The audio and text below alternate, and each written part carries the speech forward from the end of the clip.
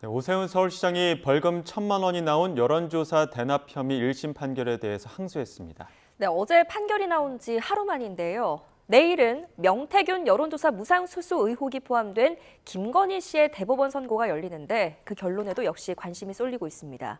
취재기자 연결해서 자세히 알아보겠습니다. 이준엽 기자, 조금 전에 속보로 들어왔었는데 오세훈 시장이 항소했다고요?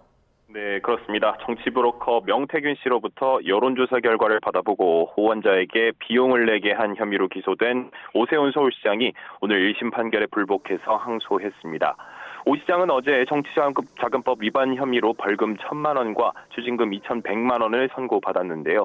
판결이 하루 만에 항소한 겁니다. 재판부는 오 시장이 여론조사 비용 납부 과정을 은밀히 감췄다며 단연간 시장직을 역임하면서 법 입법 취지를 잘 알고 있음에도 범행을 주도했다고 지적했습니다. 2심 판결이 대법원에서 확정될 경우 오 시장의 당선은 무효가 됩니다. 이에 오 시장은 선고 직후 이미 기자들 앞에서 즉각 항소 방침을 밝혔습니다. 재판부가 거짓 진술과 간접 증거만으로 추론해 유죄 판결을 내렸다고 비판했습니다. 네, 그리고 내일 대법원에서 열리는 김건희 씨 선고는 어떤 혐의인지도 자세히 전해주시죠. 네, 내일 오후 2시에 대법원 2부가 판단하는 김건희 씨의 혐의는 모두 세 가지입니다. 지난 2010년 10월에서 2012년 12월까지 도이치모터스 주가 조작에 가담해 8억 1천만 원 상당의 부당이득을 취득했다는 자본시장법 위반 혐의, 지난 2021년 4월부터 1년 가까이 명태균 씨로부터 2억 7천만여 원 상당의 여론조사 58회를 무상으로 받은 정치자금법 위반 혐의, 마지막으로 건진법사 전성배 씨와 공모해 통일교 측으로부터 교단 지원 청탁과 함께 8천만 원 상당의 금품을 받았다는 특정범죄가중법상 알선수재 혐의입니다. 앞서 1심은 통일교 금품 수수 의혹 일부만 유죄로 인정해서 징역 1년 8개월을 선고했지만 2심은 통일교 의혹 전체와 주가 조작 일부를 유죄로 판단해 징역 4년에 벌금 5천만 원을 선고했습니다. 대법원 결정에 따라 선고는 법원 자체 장비로 촬영한 영상을 방송사가 실시간 송출받는 방식으로 생중계될 예정입니다.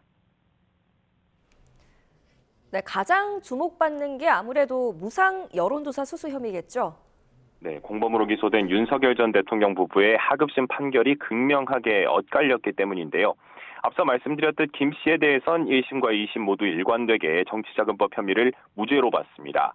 명 씨가 연구소 홍보를 위해 독자적으로 해온 정기조사 결과를 단순 배포한 것일 뿐이고 사전 계약이나 지시, 공천 약속 같은 대가성도 입증되지 않았다고 판단했습니다. 그러나 지난 13일 윤 전 대통령 1심은 양측 사이 여론조사와 정치적 조언을 무상으로 주고받기로 한 암묵적인 합의가 있었다며 유죄를 선고했습니다. 여기에 더해 사실관계는 다른 사건이지만 오세훈 서울시장의 1심에서도 오 시장이 명 씨에게 여론조사를 일부 의뢰했다고 판단하면서 대법원 판결에도 관심이 쏠리고 있습니다. 특검은 앞서 윤 전 대통령 1심 선고를 반영해야 한다며 한 차례 선고 연기 신청을 하면서까지 힘을 쏟았고 그 뒤 대법원은 선고를 16일에서 24일로 미뤘습니다. 같은 사건을 두고 나온 정반대 판결에 대해 대법원이 어떻게 정리할지 주목됩니다. 지금까지 사회부에서 YTN 이준엽입니다. 오세훈 서울시장이 여론조사 대납 의혹으로 1심에서 벌금 1,000만 원을 선고받은 직후 항소했습니다. 네, 1심 형량이 확정된다면 오 시장은 시장직을 잃게 되는데 특검법에 따라서 늦어도 1월 말에는 결론이 나올 것으로 보입니다. 임예진 기자입니다. 명태균 여론조사 대납 의혹으로 1심에서 시장직 상실형인 벌금 1,000만 원을 선고받자 오세훈 서울시장은 강하게 반발했습니다. 천하의 거짓말쟁이 명태균의 진술과 간접 증거만을 증거로 전혀 직접 증거 없는 상태에서 추론을 가지고 명태균의 진술이 맞는 것 같다라는 전제하에 유죄 판결이 선고가 됐습니다. 항소심에서 다투겠습니다. 항소 의사를 밝혔던 오 시장 측은 선고 당일 곧장 항소장을 제출했습니다. 특검법은 신속한 재판을 위해 1심은 6개월, 2심과 상고심은 각각 3개월 안에 마무리해야 한다는 633 원칙을 두고 있습니다. 이 원칙대로라면 항소심은 오는 10월 말, 상고심은 내년 1월 말쯤 대법원 확정 판결이 나올 거로 전망됩니다. 선출직 공직자인 오 시장은 정치자금법 위반 혐의로 벌금 100만 원 이상의 형이 확정되면 시장직을 잃게 되는데 시장직 상실형이 내년 2월 말까지 확정되면 내년 4월 7일에, 3월 이후면 내년 10월 6일에 보궐선거가 치러집니다. 징역 1년 6개월을 구형했던 김건희 특검팀도 일부 무죄가 나온 부분과 양형부당을 이유로 항소를 검토하고 있습니다. 사상 최초 5선 서울시장으로 취임한 지 한 달도 되지 않아 사법 리스크를 안게 된 오 시장. 정치 생명의 중대한 기로에 선 만큼 항소심에서도 열띤 법정 공방이 예상됩니다. YTN 임혜진입니다. 네, 오세훈 서울시장 1심 선고 후폭풍은 이튿날에도 여의도를 덮쳤습니다. 네, 오 시장의 석고대죄와 즉시 사퇴를 외친 여당에 맞서서 국민의힘은 이재명 대통령 재판부터 재개하라고 맞불을 놨습니다. 김철희 기자입니다. 더불어민주당은 1심에서 시장직 상실형을 받아든 오세훈 서울시장을 향해 출마 자체가 모렴치의 극치였다며 사과와 사퇴를 요구했습니다.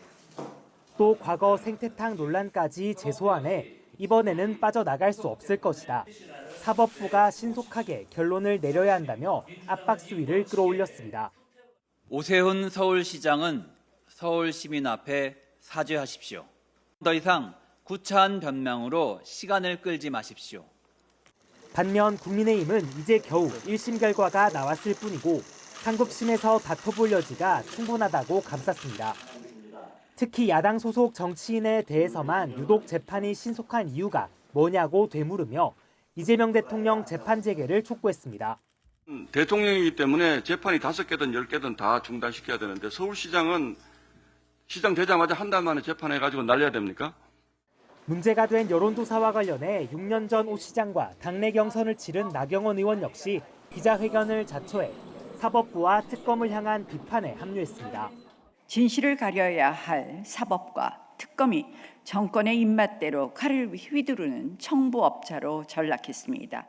이처럼 겉으로는 단일내오 한 목소리를 내는 듯하지만 정작 속내는 제각각 복잡합니다. 오 시장의 정치적 내상이 무소속 한동훈 의원 복당에 어떤 영향을 줄지도 관심인데 당권파 관계자는 차기 대선보다 2년 뒤 총선을 중심으로 보수 재편 논의가 이뤄질 수밖에 없다며 조기 복당 가능성에 경계심을 드러냈습니다.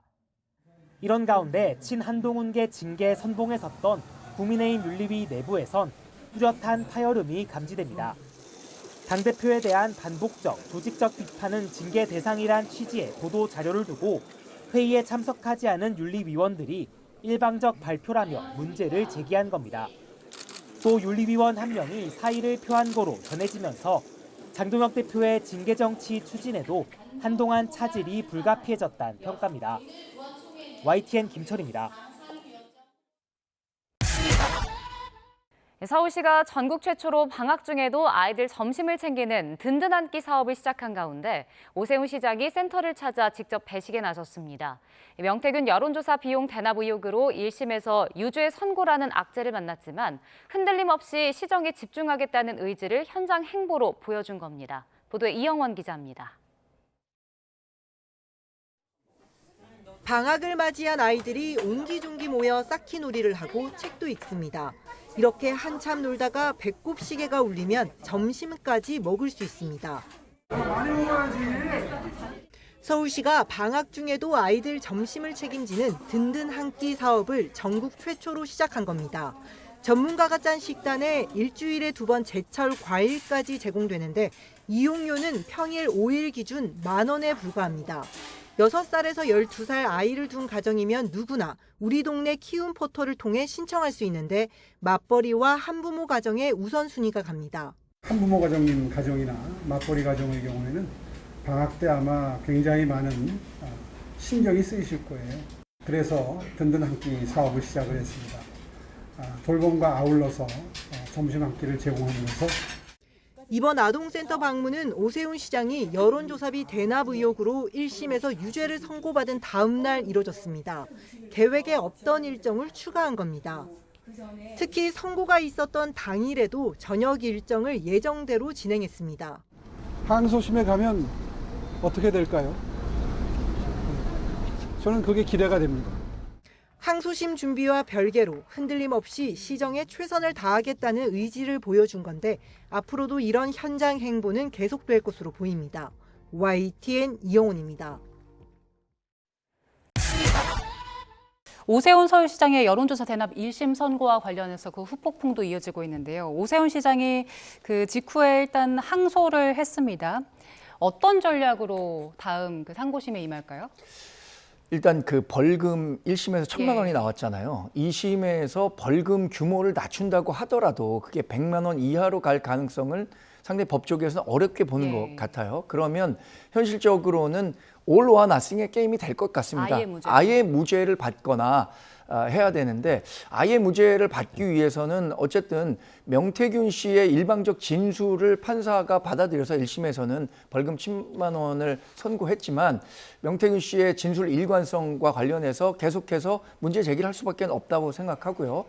또 판사별로 전 성향이 굉장히 많이 다를 수도 있다고 생각합니다. 이재명 대통령 같은 경우에도 2024년 11월인가요? 선거법 허위 사실 공표와 관련해서 1심에서 중형을 선고받았지만 2심에서는 또 무죄를 받은 전례도 있습니다. 물론 대법원에서는 다시 유죄 취지의 파기환송이 있었지만 그래서 오세훈 시장 같은 경우에는 명태균 씨의 진실의 신빙성 이런 부분들을 계속해서 판사에게 부각해야 할 것 같고요. 김한정 씨가 결국에는 명태균 씨에게 돈을 보낸 사실은 다 인정이 되고 있는 거잖아요.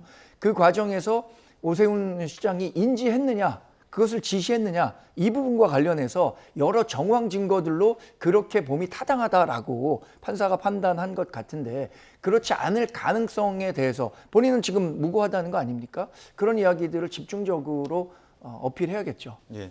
국민의힘 내부 분위기는 좀 어떻습니까? 큰 목소리로는 이제 부당하다라는 얘기는 하고 있는 것 같은데 개파별로는 조금씩 좀 뉘앙스가 다르다는 얘기가 나오던데요. 사실 굉장히 당황스러운 판결이었습니다. 우리 당 소속의 서울시장이 정말 어려운 선거를 치러서 6.3 지방선거를 승리했는데 취임 후 불과 45일밖에 되지 않아서 이런 판결이 나오니까 근데 이걸 갖고 또 싸움 붙이기 좋아하는 언론이나 이게 여의도 일각에서는 개파별로 이해관계가 다른 거 아니냐. 그러니까 장동혁 대표와 오세훈 서울시장이 그동안 불편한 관계였잖아요. 오세훈 서울시장이 장동혁 대표의 당 운영 방향과 관련해서 여러 순서를 하다 보니까 그리고 장동혁 대표는 서울시장 재선거를 요구하다 보니까 그런 이야기들이 나오는 것 같은데 전반적인 정서는 우리 동지의 문제에 대해서 어떻게 그런 정치적 이해관계를 따질 수 있겠느냐라고 보고 있어요. 그래서 장동혁 대표도 유감스러운 판결이라고 얘기했고 정점식 원내대표가 가장 정답에 가까운 답변을 했다고 생각합니다. 각급 법원의 판단 존중하지만 이번 판단에 대해서 상급 법원에서 다른 판단을 할 가능성을 크다 그렇게 희망한다라고 얘기한 게 우리 당 보편적인 정서라고 말씀드리겠습니다. 민주당에서는 오세훈 시장 즉각 사퇴하라라고 요구를 하고 있는 상황이잖아요. 지금 어떤 상황입니까? 사퇴하라고 하는 것은 이제 정치적 수사겠죠. 사퇴를 하겠습니까? 일단은 대법원까지 버틸 것 같고 이게 만에 하나 대법원에서 유죄가 확정된다면 27년에 재보궐이 이제 열리겠죠. 얼마 남지 않았습니다. 불과 한 1년 정도 남았다고 보는 것인데 사실 저는 이 오세훈 시장에 대한 1,000만 원의 벌금형이 이게 항소를 가더라도 쉽지 않을 것 같다. 왜 그러냐면 이거에 자꾸 오세훈 시장 쪽에서는 정황 증거, 간접 증거 아니냐. 판사가 이게 그냥 직접적으로 오세훈 시장이 김한정 씨한테 전화를 하거나 문자를 보내서 돈 좀 대신 내주라 이 증거가 없다는 거잖아요.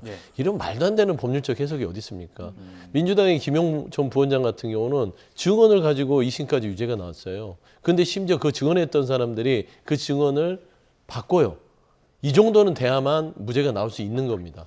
그러면 결국에는 오세훈 시장이 항소심에서 다툴 수 있는 부분들은 판사가 이런 간접 증거들을 아예 무죄 취지로 생각한다거나 두 번째는 명태균 씨가 진술을 바꾸면 돼요.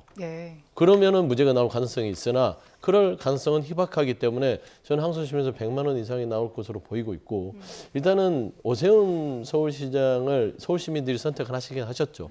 그때 이 정원호 후보 측 특히 민주당에서도 오세훈 서울시장이 이런 사법적 리스크가 분명히 존재한다. 시장이 되더라도 이게 당선 무용이 될 수 있으니 잘 선택해달라고 호소를 했는데 참 돌이켜보면 그때 민주당에서 조금 서울시장 선거의 캠페인 자체를 이 부분을 좀 집중해서 했었다면 이 좀 당락에 영향이 있지 않았었을까. 그리고 결과론적이지만 이게 서울시정이 불안하게 돼버렸잖아요.